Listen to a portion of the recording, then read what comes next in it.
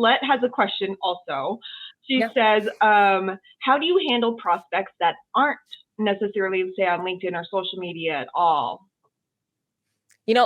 Collette, that's a great question. And honestly, you can still have the same touch plan strategy, but you could have a 1B in case you find out your person doesn't have social.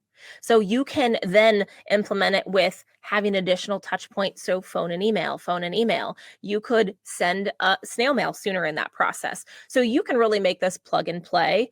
In the document that Katie dropped in, you'll see that there's like 6A and 6B.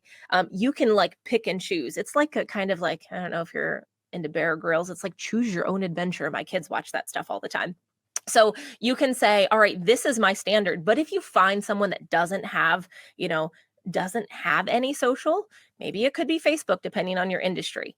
There are people that have very strict opinions about that. You could use that in default, but I would say add snail mail into that sooner. Add, if you get to that point, send different pieces.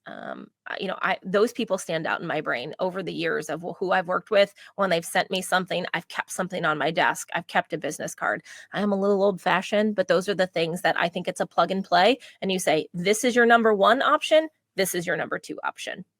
And you can still have say over what that process looks like.